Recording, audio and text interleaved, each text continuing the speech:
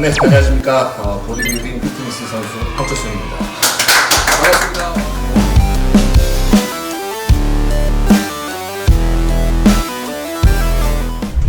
이 직업이요. 네. 그게요. 제가 과거에는 정말 이쪽으로 올 거라고는 상상도 못했는데, 제가 예전부터 운동을 안 해본 게 없었어요. 학창 시절 때부터 뭐 핸드볼도 하고 뭐 육상도 하고 뭐 교내 대표 선수로서 이제 뭐 거의 장학금 혜택만 받으면서 이제 부서를 옮기면서 학교를 이렇게 다녔는데, 나중에 사회에 나가면은 내가 과연 이 경기를 계속 할 수 있을까? 왜냐면은 상대가 있어야 되고 또 어떤 경기는 팀이 있어야 되고 그러니까 이런 게 너무 힘들다 보니까 이 웨이트 트레이닝은 모든 스포츠의 기본이었잖아요. 그래서 그 운동을 하던 와중에 보디빌딩이라는 이런 종목은 희한하게 나 자신과 거울 하나만 있으면 되더라고요. 그래서 언제 어디서든 할 수 있는 운동이 바로 이 보디빌딩 피트니스였고, 여기서 점차 나가서 이제 전문가 대열에서 뭐 트레이너 활동도 하고 선수 활동도 하다 보니까 이지경 이 꼴이 되버린 거예요. 고등학교 졸업할 때까지만 해도 57kg 이랬다가 지금은 사람 한 놈이 더 들어. 이게 체중은 숫자에 불과한 거고요. 이제 그 사람의 신체 구성 성분이 뭘로 이루어졌냐가 제일 중요한 거예요. 그러니까 지방으로 이루어졌냐, 근육으로 이루어졌냐. 그러니까 사람이 실속이랑 똑같은 거예요, 몸이. 저는 이제 국내에서 이제 보디빌딩 대회 말고 몸짱 대회가 왜 없나라고 찾아봤던 게, 그때 한참 쿨가이 대회가 이제 흥행을 했었을 때였고, 그리고 나서 피트니스 대회가 이제 외국에 있던 거를 제가 이제 미국까지 가서 그 대회를 뛰고 그 대회를 이제 한국으로 갖고 왔죠. 적용시키네. 그래서 갑자기 급속도로 한국의 피트니스 선수, 비키니 선수가 갑자기 늘어났어요. 진짜. 네. 운동이랑 말 그대로 이제 알고 해야 운동이 되는 거고, 모르고 하면 노동이 된다는 거니까, 이제 우리가 일상생활에서 어디 삐끗하거나 아니면 피로감을 느끼는 게 다 잘못된 자세에 의해서 이제 부상이 오거나 이제 피로감을 느끼는 거잖아요. 근데 그런 동작들을 정확한 자세에서 반복을 한다라고 하면은 신체가 발달할 뿐만 아니라 우리 관절이라든지 뼈까지도 더 안전하고 오래 쓸 수가 있어요. 그래서 신체 발달도 중요하지만 또 이제 심리적인 효과가 요즘 어마어마해요. 그러니까 사실 저희 같은 이 몸은 이제 건강을 넘어서 이제 몸사치라고 봐도 돼요. 그러니까 사실 꼭 식스팩이 있어야 건강한 건 아니거든요. 그만큼 이제 여자들이 이제 옷을 입고 뭐 치장을 하는데 비용을 들이는 것처럼 남자들 하다못해 이제 여성분들도 이제 몸을 만드는 게 하나 이제 건강과는 다르게 나를 좀 더 어필할 수 있고 나를 좀 더 돋보이게 할 수 있는 하나의 몸사치 라고 하면 좀 표현이 그럴 수 있지만은, 그래도 나를 가꿈으로써 사람들이 나를 또 다르게 봐주고.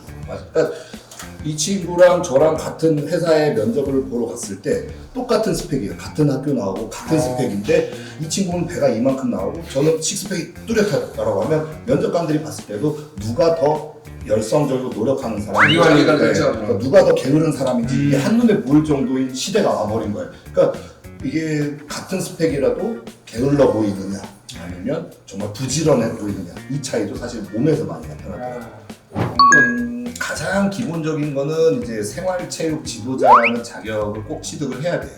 그게 이제 국가에서 유일하게 인정을 해준 트레이너 자격증이고요. 그거 외에는 나머지는 수료증이에요. 어느 기간 동안 그 기간에 그 강의를 시간을 채워서 수료를 받고 하는 게 있는데, 그 트레이닝 시험과 그런 과정 중에서는 제일 중요한 건 영양학, 그리고 해부학, 생리학, 이 세 가지는 꼭 마스터를 해야지 내가 누군가를 지도를 했을 때 다치지 않고 부상 없고, 그리고 이 사람이 원하는 몸을 이끌어내는데 가장 빠른 길로 인도를 해줄 수 있는 거고.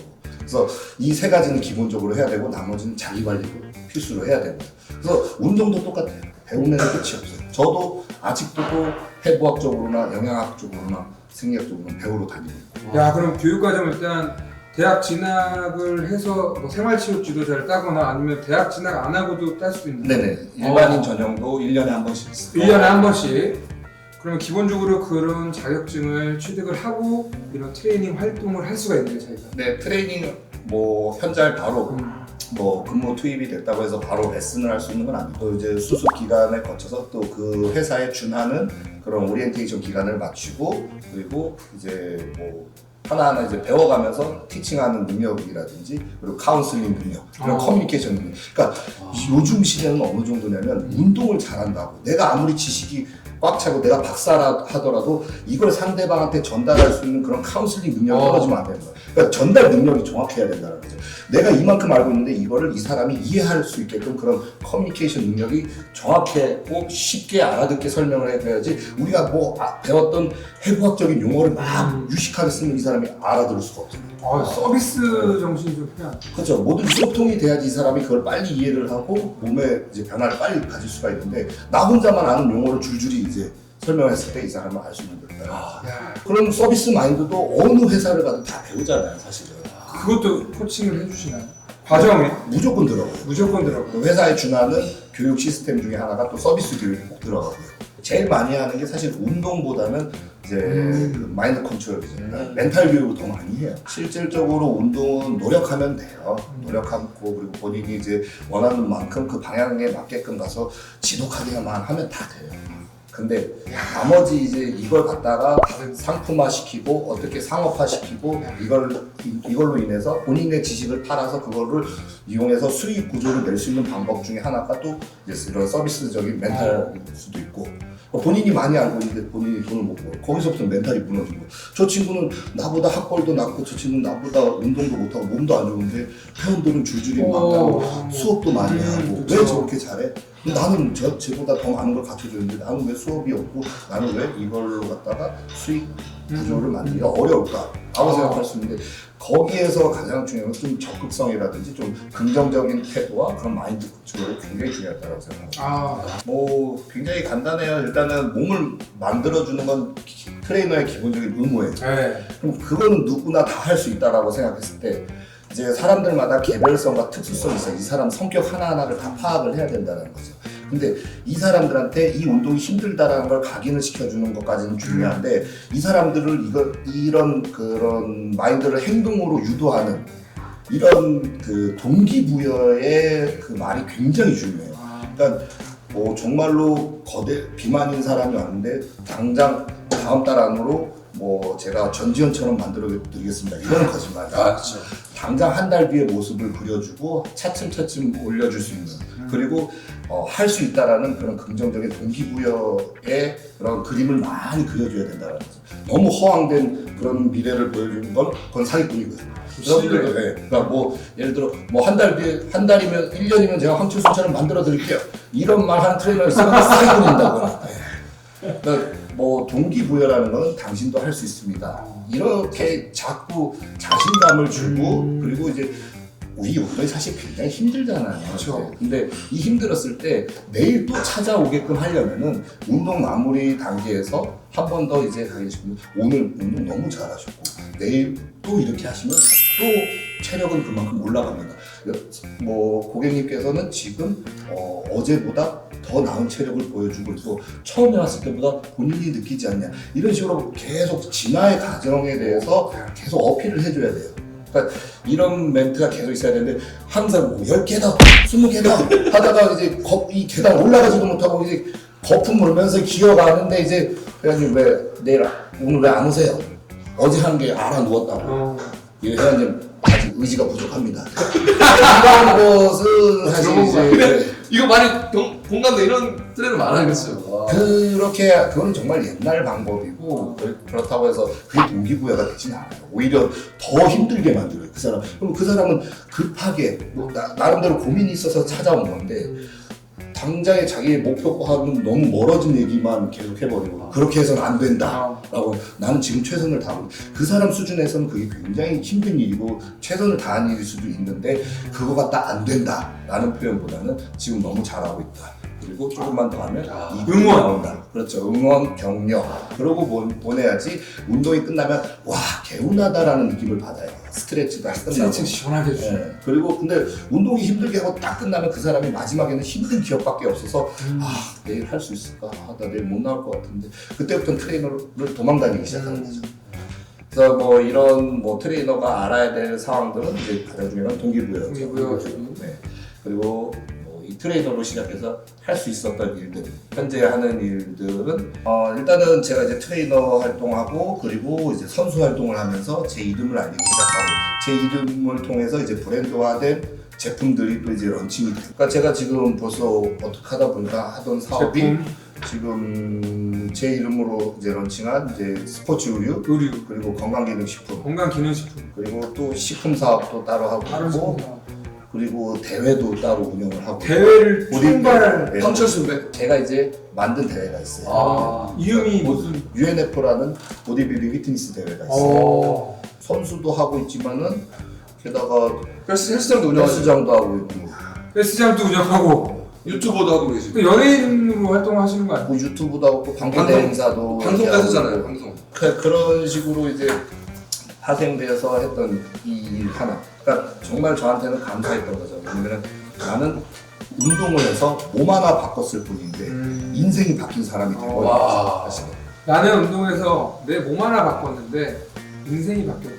그러니까 하는 일도 많아지고 그거에 대한 또 이제 책임감도 이제 굉장히 많이 부과가 되다 보니까 저도 이제 리더로서의 활동도 해야 되고 또 이제 제가 또 결혼해서 가장으로서의 활동을 해야 되고 또 이제 뭐 사업체에서 대표로서도 해야 되고 또 한편으로는 또 상품적인 활동을 위해서 아티스트로서도 활동을 해야 되고 아, 그러니까 여러 가지에 대한 책임감 때문에 이게 예전보다는 그래도 조금 무게감 있게 신중하게 행동을 하게 됐던 것 같아요. 돈? 그쵸. 야, 근데 모든 분야가 다 똑같아요. 그 분야에 정말 1, 2%만 좀 돈을 이렇게 벌 수 있지 나머지는 다 평균이라고 생각하시면 돼요. 그러니까 뭐 직업에 귀천은 없다라고 생각하고요. 트레이너도 똑같아요. 기본 최저임금부터 다 시작을 하지만 여기서도 또 이제 그 레슨 하는 거에 따라 차등 적용이 되는 거죠. 그리고 이제 뭐 트레이너들 개개인의 스펙에 따라서 경력 사항에 따라서 이제 좀 더 많은 사람이 찾아오냐 안 찾아오냐 이 차이인데 제가 생각했을 때는 저희 직원들도 기본적으로 좀 경력 5년 차 이상부터는 한 5, 600 이상을 다 하는 것 같아요. 정말 많이 순수 레슨으로만 해서 벌어간 친구 하루에 거의 12시간이나 해서 1,300까지 하루에요? 아니 한 달에. 진짜 깜짝 놀랐어. 한 달에 1,300. 그러니까 하루에 12시간 레슨. 그러면 12명을 레슨을 한다. 한 사람당 1시간이니까. 그러니까 이제 트레이닝만 했을 때 했을 그렇고 때. 이제 뭐 최하는 뭐 저희 쪽은 그런 건 없는데 어떤 센터는 연습생이라고 묶어두고 급여를 안 주는 데도 있고. 근데 요즘에는 큰일 나죠. 그게 그렇죠. 최저임금은 지급이 돼야 되는 그런 인턴 기간이라고. 인턴 기간. 근데 인턴도 원래는 기본급이 있어요. 원래 있어야 돼요. 대부분 선수 생활을 하면은 이런 레슨도 하기 힘들어요. 왜냐면 하루에 훈련 시간이 기본 6시간 이상이 돼야 되고 나머지는 이제 훈련 외에는 식단이 훈련이에요. 그러니까 운동만 하는 거는 사실 어려운 건 아니에요. 근데 운동 외에 식단을 꼬박꼬박 2시간 반마다 하루에 6끼, 7끼씩 챙겨 먹어야 되고 그리고 휴식도 취해야 되고 그리고 불필요한데 에너지 낭비를 하면 안 되는 거예요. 왜냐면 훈련에 무조건 집중해야 되기 때문에 그렇게 하면서 대회에서 성적이 올라가게 되면 그 이름을 통해서 스폰서가 받게 돼 있어요. 예를 들어 우리 여러분들 많이 먹는 단백질 쉐이크 보충제 그런 회사에서 연봉 계약을 하거나 아니면 이런 헬스 기부 업체에서 연봉 계약을 하거나 물론 상위 1, 2%만 이렇게 하는 거죠. 하지만 그 상위 1, 2%가 되기 위해서 계속 경쟁을 하는 거예요. 그 사람들이. 그러니까 어떻게 보면은 자신과의 싸움이지만서도 이걸 정말 제 주변에는 저보다 선배인 그 선수들, 그러니까 나이가 40, 50대 되시는 분들도 아직까지도 그 경쟁에서 싸우고 있어요. 1등도요, 한 번만 해서는 스폰서가 안 붙어요. 여러 번 내야 되는 거죠. 그러니까 저 같은 경우도 가장 힘들었던 게 세계대회에서 한 9년 차까지만 해도 거의 빚이 어마어마했어요. 근데 그러니까 진짜로요? 세계대회에서 9년 동안 1등 아니면 2등밖에 안 해봤는데 근데 세계대회에서 1등을 10년 차 때 되니까 그때 돈이 조금씩 모이기 시작해요. 그 10년 동안 나가니까 외국인들도 이제 알아보기 시작한 거였고 그러니까 저들 때 첫 술에 배부르지 말라는 말을 하고 싶어요. 그러니까 내가 어떠한 목표가 있었으면 그걸 이뤘을 때 이제 나에게는 밝은 미래가 있겠다. 내 이제 생활이 바뀌겠다. 이제 부와 명예가 따라오겠다. 이런 망상에 젖어 있지 않길 바라는 것 뿐이죠. 그걸 유지하는 아성이 더 힘든 거죠. 1등의 자리를, 김연아 선수 1등의 자리 유지하면서 그 아직과 아성으로 버티면서 그렇게 세계적으로 이름을 알리고 그런 스타가 나오는 것처럼 절대 단 한 번의 1등으로는 이제는 먹고 살 수 있는 시대가 안 되는 거죠. 그러니까 정말 그게 좀 말이 안 될 정도로 근데 내가 배운 게 도대체 한 5년 차까지는 내가 세계에 대해서 지금 5년 동안 1등을 하고 있는데 왜 나는 이렇게 살아야 되지? 너무 자괴감에 빠졌어요. 자존감도 많이 떨어지고 근데 이걸 그만둬야 되나? 근데 배운 게 도둑질이라서 이거 말고 할 게 없는 거지. 계속 매년 빚지면서 외국 대회를 나가고 또 외국 대회도 마찬가지로 자비로 이제 비행기 티켓, 호텔 뭐 참가. 그때는 뭐 이게 없었나요? 없었어요. 와, 왜 없었지? 그 해외대 나가면 그 비싼 비행기표를 다 자가 부담으로 해서 그렇게 해서 1등하면 뭐해? 또 그냥 조용히 돌아와서 1등은 상금이 있지 않아요? 명예. 그래서 들어와서 또 조용히 다시 이제 트레이너 일하면서 청소하고 레슨하고 이게 한 10년 넘게 반복이 되다 보니까 그때서야 사람들이 많이 알아봐 주기 시작했고 거기서 이제 외국의 스폰서들도 계약서를 이제 들이밀기 시작했던 거죠. 그러니까 다른 스포츠들하고는 틀린 게 진흙 장벽이 되게 낮잖아요. 왜냐면은 요즘에는 헬스장 누구나 다 쉽게 끊을 수 있잖아요. 그쵸. 우리가 예를 들어 레슬링 하려면 레슬링을 하는 체육관이 어딘지도 모르고 네. 거기 레슬링 관원에 들어서 거기서 이제 또 우수 선수만 또 대회를 나갈 수 있는 거지만 요즘은 헬스장 아무나 등록하고 몸 좀 좋아지면 바디 프로필도 찍고 갑자기 뭐 조그마한 대회를 나가고 그러다가 또 이제 입상하면은 이런 게 너무 이제 진입 장벽이 낮아지니까 그만큼 경쟁률도 치열해진 거고 그래서 한 번의 1등은 금방 잊혀지게 되는 거예요. 다음 주에 또 다른 1등이 나와버리거든요. 그래서 10년 1등을 해야지 사실 기억에도 오래 남고 그 사람의 실력이 입증이 되는 거죠. 저는 이제 제 과거를 얘기하다가 하면 좀 암울하고 참담할 수는 있어요. 여러분들께서요. 황철순도 10년 만에 그랬더니 그게 아니라 저는 제가 대한민국 1세대에서 제가 뛰었을 때는 한국에 피트니스라는 종목이 없었어요. 제가 이제 한국인으로서는 최초로 외국의 대회를 나가서 그 대회를 한국에 갖고 왔고 이 대회가 사실 알려지기 위해서 사실 그때부터 제가 모든 방송을 나간 거예요. 이 종목을 알리고 싶어서. 그래서 여기저기 방송국을 찾아갔었죠. 그러니까 우리가 코빅이 제일 마지막이었지만 그 전에는 뭐 스타킹이라는 프로그램도 나가고 뭐 여기저기 가상인 마이너스 다 나가면서 이제 이 피트니스라는 종목을 알리기 위해서 방송이란 방송을 다 뚫어봤는데 안 됐고 그리고 코빅을 내가 7년이나 하고 직맨으로 활동할 때도 5년 차까지는 아무도 못 알아봤어요. 진짜 길 다닐 때. 진짜 한 6년 차 되니까 그때부터 알아봐요. 길거리 다닐 때.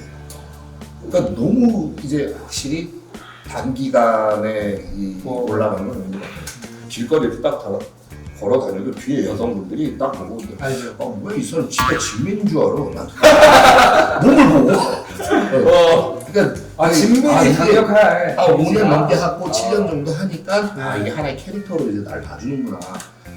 그런 생각. 네, 그래서 이제 뒤에 세대들, 여러분 세대에서 이 진로로 갈 때는 이미 위에 선구자, 그러니까 앞선 선배 세대들이 길을 열어놨기 때문에 그 길로 좀 더 어드바이스 받으면서 안전하게 갈 수는 있지만 저희는 이 길이 어딘지 몰라서 이 길 저길 다 파고들어서 삥 돌아서 지금 현재 제 위치에 온 거예요. 그전에는 저는 제 위에 선배가 없었어요, 피트니스는. 그러니까 어느 길로 가야 될지 모르고 방송국으로 가야 되나 어디로 가야 되나 뭐 협회로 가야 되나 어디로 가야 되나 다 다녀봤지만 거기 가봤자 나는 여기서 딴따라 난 내 분야에서는 최고가 돼야 되는데 어떤 방송국 가면은 나는 거기서 정말 거의 뭐 그 그림자 수준이에요. 그러니까 내 분야 가면 나는 주인공인데 왜 다른 분야 가면은 들러리고 이런 게 있어서 내 분야를 살려야지만이 밑에 후배 세대들도 이 길을 따라올 수 있겠구나 라고 생각해서 요즘은 그래도 많은 정보도 얻을 수 있고 이런 미디어가 워낙 발달이 돼 있다 보니까 이제는 뭐 헬스장 와서 운동 배우려고도 안 할 정도로 다 그 유튜브나 이런 것도 보면서 할 수 있는 세상이 와가지고 근데 기본적으로 또 평균적으로 다 몸이 좋아요. 그러니까 저는 요즘 후배 세대들이 너무 이제 축복받은 세대라고 표현하고 싶은 게 뭐냐면 제가 처음 운동할 때는 닭가슴살도 없었어요. 맞아요. 업체가 그러니까 통닭을 한 마리 사서 닭가슴살만 뜯어 먹어야 돼요. 그러니까 그러려면은 비용도 어마어마하지만은 생일 때는 그렇게 먹고 나머지는 계란 흰자만 먹어야 됐었어요. 근데 이제는 닭가슴살도 뻑뻑하다고 안 먹어. 근데 요즘 수비드 닭가슴살도 나오고 네. 부드러운 닭가슴살 나오고 앞쪽 수치까지 해요? 뭐 소고기도 이제 뭐 그 좀 더 부드럽게 나오고 볼처럼 그다음에 나오고. 생선 단백질도 나오고 제가 하는 또 사업이 이제 틸라피아라는 생선 단백질이고요. 선진국은 단백질을 지금 그 육류 말고 생선으로 거의 다 바꿨어요. 드웨인 존슨이 이제 흰살 생선으로만 먹고 이제 왜냐면 콜레스테롤 수치 때문에 육류 단백질을 또 과하게 섭취하면 신장에서 독성을 발휘해서 이제 콩팥이 망가지거든요. 꼭 단백질을 뭐 닭가슴살만 드시라는 얘기는 아니고요. 이게 소량으로 여러 번 나눠서 드시는 게 제일 좋아요. 위가 커지지 않게끔. 뭐 밥 조금 그리고 뭐 삼겹살이든 뭐 소고기든 조금. 삼겹살도 돼요?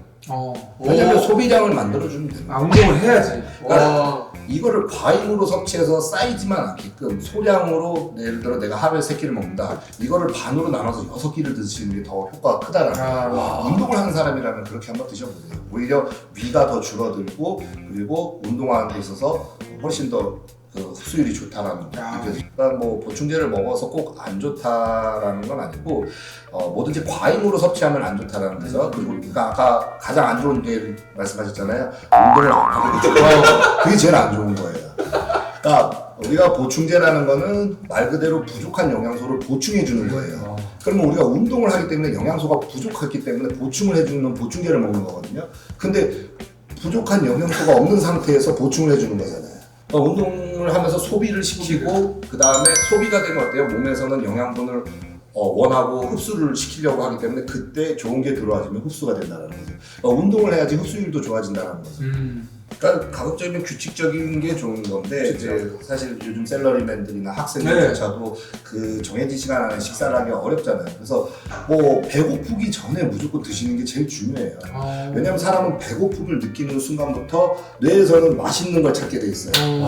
그러니까 우리가 배고픔을 느끼게 되면 달고 맵고 짠 거를 찾기 시작해요. 라면도 먹고 싶고 치킨도 먹고 싶고 떡볶이도 먹고 싶고 그런데 배고픔을 느끼기 전에 내가 그러면 이 조그만한 뭐 소고기라도 먼저 먹자.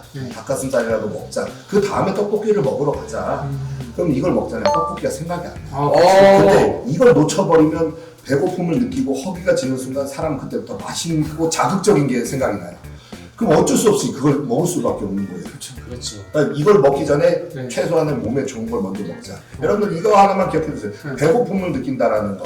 이거는 내 몸에서 영양소를 원한다라는 거예요. 에너지를 원하는데 이때 먹는 게 흡수가 잘 되는 거예요. 그럼 배고픔을 느꼈을 때 흡수가 잘 되는 건데 이때 좋은 걸 먹으라는 거지. 나쁜 걸 먹으면 나쁜 게 흡수가 된다는 거죠. 그리고 배고픔을 느끼기 전에 항상 미리 소량의 식사를 해주는 거. 그게 제일 중요해요. 그러면은 그 뒤에 먹고 싶은 게 생각이 안 나요. 우리가 단백질을 검색해보면 굉장히 많잖아요. 뭐 단백질이 뭐 닭가슴살만 있겠어요. 뭐 소고기도 있지만 뭐 가급적이면 삼겹살 드시러 가면 목살을 드시고요. 뭐 등심 드실 때 안심도 드시면 되는 거고요. 뭐 그거보다 더 심하게 선수들 막 홍두깨살, 우둔살 이렇게 먹거든요. 정말 질긴 부위. 지방이 제로인 부위. 근데 여러분은 그렇게 하실 필요는 없다는 거죠. 지방을 어느 정도 섭취함과 동시에 어차피 우리가 일상생활에서 이렇게 움직이는 거, 이렇게 말하는 거 자체도 다 칼로리 소모가 있다라는 거예요, 지금. 그래서 이제 굳이 지방을 제한할 필요는 없다라는 거고, 대회 나갈 게 아니면은. 그래서 지금 뭐 직장 생활하면서는 뭐 우리가 먹는 식사에다가 뭐 된장찌개에다가 뭐 고기 반찬 하나씩 다 그렇게 드시지 않나요? 그렇죠. 고기 반찬에 뭐 찌개 국물에다가 밥이랑 이렇게 먹는 정도인데 그 정도 한식이면 저는 충분하다고 생각해요. 굉장히 많아요, 사실. 저 같은 경우는 코로나 이전으로 돌아왔을 때는 이제 뭐 해외 활동이 굉장히 많았었는데 저는 운동밖에 모르는 사람이었는데 이제 외국에 이제 초청을 받아서 가면은 뭐 중국이나 몽골이나 그러면 공항에 슈퍼카들이 이렇게 나와가지고 픽업을 나왔는데 마치 내가 집인 것처럼 사람들이 우르르 와가지고 막 그래서 내가 이 정도였나? 그러니까 이거 한국에서 내 후배들이 같이 느껴줬어야 되는데 이런 걸 봤어야 되는데 애들도 이런 걸 한번 같이 느끼고 이런 전율을 같이 느껴봐야지 운동의 참맛을 느껴야지 더 긍정적으로 이 동기부여가 되고. 동기부여가 되고 그러니까 어떤 나라는 또 가면은 이제 뭐 대우가 너무 좋아가지고 몸 하나 만들었는데 외국에서는 이 몸을 되게 국빈 대접을 해주고 이런 것도 되게 재밌는 에피소드도 있고 몸 하나 바꿨을 뿐인데 인생이 바뀌었다. 인생이 바뀌는 거는 남들이 저를 보는 시선이 달라지는 거예요. 왠지 모르게 저한테 약간 존중이라든지 성실함. 존경이라든지 이런 걸 네. 표현하는 사람들이 많이 늘어났어요. 그러니까 저는 피해를 주려고 한 것도 아니고 이제 제가 뭐 조용히 이렇게 뭐 엘리베이터 타거나 어디 가도 뭐 인사하면 받아주고 그러지만 먼저 와서 인사를 건네주고 존중을 표현해주고 그러니까 뭐 이렇게 몸을 만드는 데까지는 어마어마한 고생이 있었네요. 뭐 노력을 많이 하셨겠네요. 고생의 흔적이 몸에 보입니다. 네. 존경합니다. 이런 존경을 표현해주는 것 자체가 내가 그래도 열심히 살았구나 이런 생각이 들게 하더라고요. 진짜. 그러니까 뭐 모든 사람들이 다 창업하고 폐업한 거는 다 경험 아니에요. 네. 그러니까 저라고 해서 뭐 시작부터 뭐 잘 된 적은 없었고 정말로 뭐 바닥을 치고도 내려갔다가 이제 다시 올라올 수 있는 그런 젊음이 있었기 때문에 아무래도 이제 그때 그 충격은 그때 당시 때는 되게 고달프고 힘들었지만은 지금에 와서는 그때 그 힘들었던 일이 있었기 때문에 지금을 더 수월하고 평온하게 보낼 수 있다라는 생각을 갖는 거거든요. 그러니까 정말 힘들었을 때는 다 그럴 거예요. 뭐 금전적인 문제로 힘들고 부상도 뭐 이거는 뭐 힘든 거라고 볼 수는 없죠. 부상은 뭐 누구나 다 있는 거고.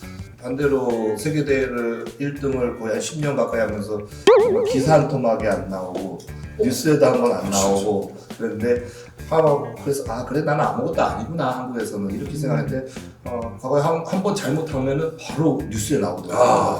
그러니까 잘못은 당연히 제가 이제 인정하고 반성을 하는 거지만은 정말 극단적인 생각도 했었고 그때는. 그래서 그때 이후로 사실 저는 한국에서 모든 활동을 다 접고 해외로 나가자. 그리고 거기서도 뭐 언어의 장벽도 있지만은 나는 몸으로 보여주는 그런 행위 예술을 하는 난 아티스트야. 몸 하나만 확실하게 만들고 그거에 맞는 퍼포먼스를 준비하면 다 말 한마디 안 해도 다 놀랄 거야. 그걸로 정말로 열심히 준비했어. 잠 안 자고 뭐 비행기 타고 도착하자마자 그 나라의 호텔에 있는 헬스장에서 밤새 운동하고 바로 다음날 행사장 가고. 그러니까 문화의 차이가 틀린 게 뭐냐면은 뭐 저는 유명한 사람도 아니에요. 그래서 뭐 유명한 연예인들이 팬 사인회를 하거나 팬 미팅을 하면은 뭐 한 시간 동안 하거나 그러지만 중국 같은 데는 줄이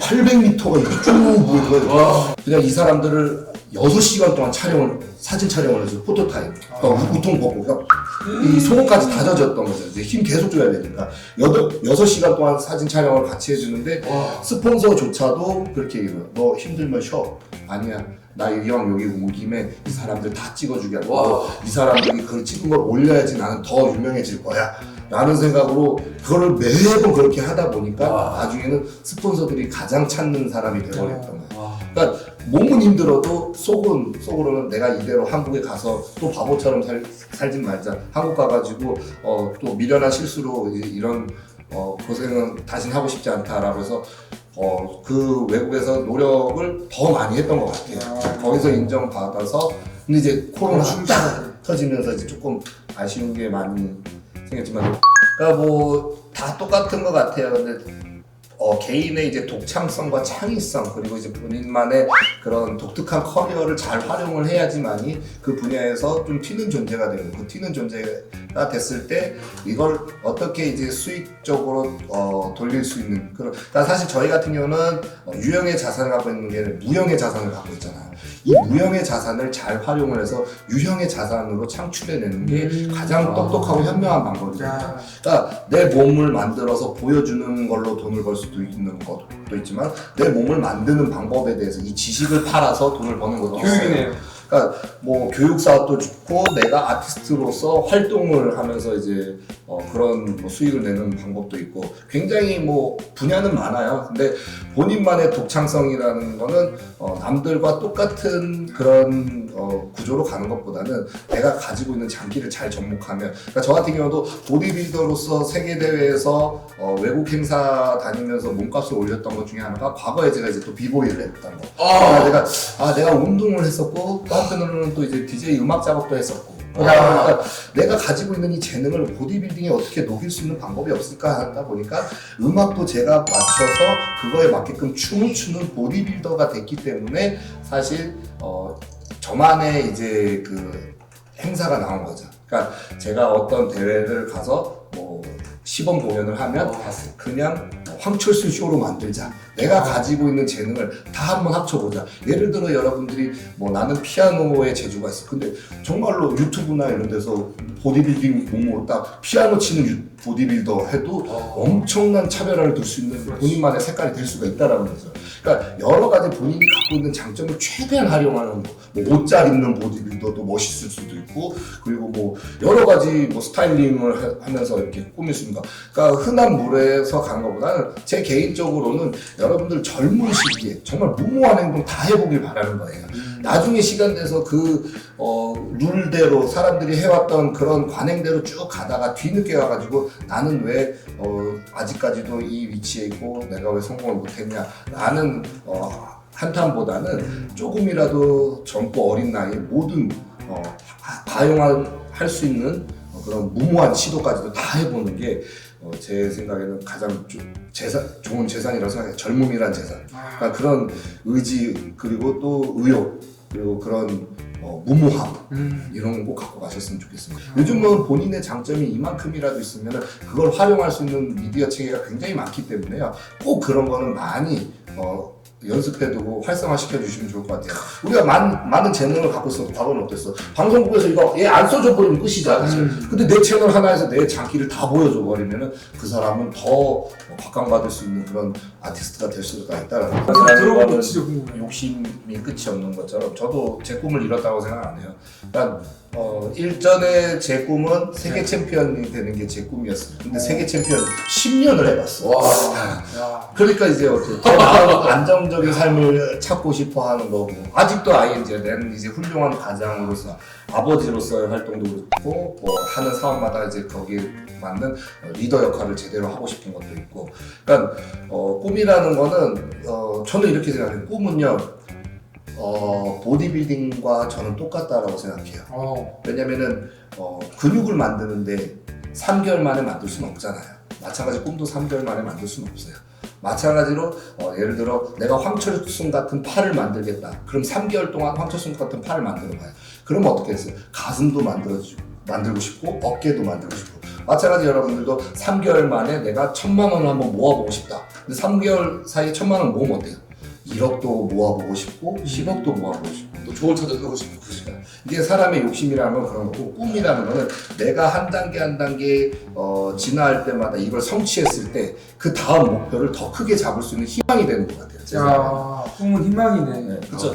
한 단계 하나 작은 것부터 실천해서 내가 이걸 해봤는데 이거 못할까? 그래 이것도 한번 해보자. 그럼 이걸 못할까? 사실 저도 이 보디빌딩 운동 그리고 왜 이 보디빌딩 운동이 굉장히 마음에 들었던 건 그거예요. 저는 제 몸을 만들 수 있는 확률은 100%라고 생각해요. 딱 하나의 방법은 그때까지 하기 때문에 그래요. 우리 기우제가 그렇잖아. 기우제가 왜 성공 확률이 100%예요? 비올 때까지. 비울 때까지 하는 거예요. 저도 마찬가지로 몸을 만들면 내가 황철순이 원하는 몸을 만들 때까지 저는 될 때까지 하거든요. 안 되면 되게 하는 게 목표거든요. 그래서 꿈도 마찬가지인 것 같아요. 될 때까지 사는 게 우리 인생이고 꿈인 것 같은데 그러면 작은 목표부터 실천했을 때 이게 가능한데 저걸 못할까? 그러니까 저는 이제는 어느 정도의 자신감이 생기면 이 만들기 힘든 몸을 만드는데 내가 저거 하나 못할까? 라는 자신감이 생긴 거예요. 보디빌딩 운동이 또 장점이 뭐냐면 다른 스포츠들과 다르게 타인과의 경쟁이 아니라 자신과의 싸움이에요. 그렇기 때문에 나 자신을 이길 수 있다라고 하면 뭐든지 자신감이 생긴다는 거죠. 그러니까 이 운동 너무 매력 있는 것 같아요. 누구 탓도 못해요. 잘못하거나 아니면은 뭐 경기에서 지면은 내 탓을 해야지. 그러니까 축구나 농구 이런 데서 지면은 우리 편 팀이 잘못했어. 남 탓을 할 수도 있지만 개인전은 내 탓만 해야 되는 거예요. 이거는 누구한테도 이제 책임을 물 수가 없는 거기 때문에 본인에 대한 책임감을 더 굳건히 가질 수 있고 본인에 대한 뭐 진로에 대해서도 좀 더 강인한 그런 마인드를 가지고 갈 수 있는 거라 생각하기 때문에 제가 이제 뭐 모든 일에 자신감이 생겨서 그동안 시행착오를 다 겪어봤었고 사실 이 이하로 떨어질 수 없는 그런 상황 판단 능력까지도 생겼고 그런 안전고리까지 다 채워진 상황이라서 이제는 올라가면 올라갈 일밖에 없지 떨어지는 일은 없다라고 생각해요. 그러니까 저의 인생은 이제 시작이다라고 생각하고 저의 꿈도 이제부터 이뤄나가는 시점이라고 생각을 해요. 저희도 계속 ING예요. 계속 이제 성공을 위해서 이제 달려가고 있고 이런 자리를 통해서도 마찬가지로 우리는 선배로서 어른으로서 또 이렇게 얘기를 하지만 고민이 없는 건 아니에요. 또 마찬가지 그 청소년들이나 뭐 학생들만의 고민이 있어요 분명히. 그렇기 때문에 이런 거를 견디고 견뎌야지 성장을 하고 성숙을 한다라고 저는 생각을 해요. 자 그러면 아까 얘기했던 거 다 들어가 있는 것 같아요. 안 되면 될 때까지 한다 이거죠. 제가 아까 얘기 드렸던 게 이 몸 만드는 것도 한 9% 만들고 왜냐면 될 때까지 하기 때문에 나는 그거를 만들어야지만 사업이든 내 몸을 만드는 것든 확실하게 완벽하게 만들어야지 두 다리 뻗고 잔다라는 그런 생각이에요. 안 되면 될 때까지 하는 거고. 아니 될 때까지 한다는 게 너무 좋지 않아요? 무기한이잖아. 내가 뭐 다음 달 안으로 황철수 몸 만들겠다가 아니라 내가 10년 안으로 아니 20년 안으로 내가 황철수 몸 만들겠다. 안 되면 될 때까지 황철수 몸 만든다 나는. 이런 마인드를 고집을 하는 거지 제가 뭐 그게 뭐 기하학적인 일은 아닌 것 같아. 황철수 너 뭐 팔을 못 만들어? 그래 팔 내가 만들 때까지 해본다. 너 대회 나갔는데 너 등이 약하더라. 그래 등 내가 만들 때까지 대회 안 나간다. 등 만들고 나 대회 나간다. 이거 아니면 난 무대에서 죽을 거야. 그러면 난 될 때까지 할 거야. 일단은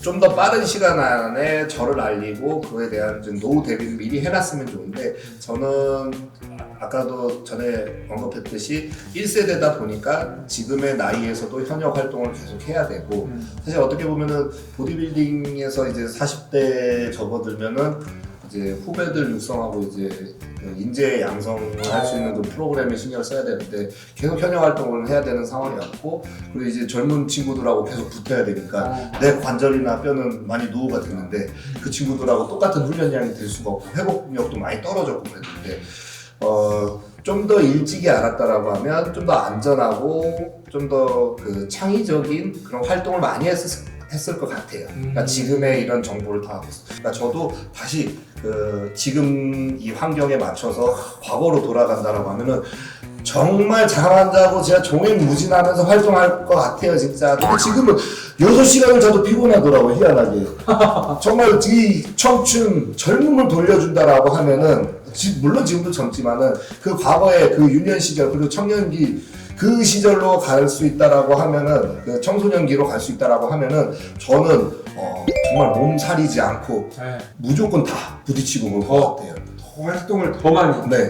정말 말 한마디 못해도 배낭 하나 싸들고 외국부터 가가지고 거기서부터 정말로 그 유명한 선수 센터에 직접 찾아가가지고 제가 걸레질부터 하면서 다시 배워보고 싶고 너무 시간이 지나고 나니까 조금 후회가 되지만은 잠자는 시간이 정말 아까울 정도로 저에게는 값진 시간이었어요. 하지만 그 과거는 소중한 시간이고 더 밑으로 꺾어질 수 있는 경험을 줬다라는 그런 계기가 돼서 여러분들도 꼭 그렇게 해보는 게 나중에 가서 후회 안 할 것 같아요. 밋밋한 삶을 살지 마십시오. 후회해도 과거는 조금 더 어렸을 때 했던 방황은 큰 인생의 교훈이 될 수 있을 것 같으니까 한번 무모한 삶을 도전해보는 것도 나쁘진 않은 것 같습니다. 저희를 위해서 이렇게 좋은 뜻깊은 자리를 만들어주신 황철수 대표님 다시 한번 감사드립니다. 고맙습니다.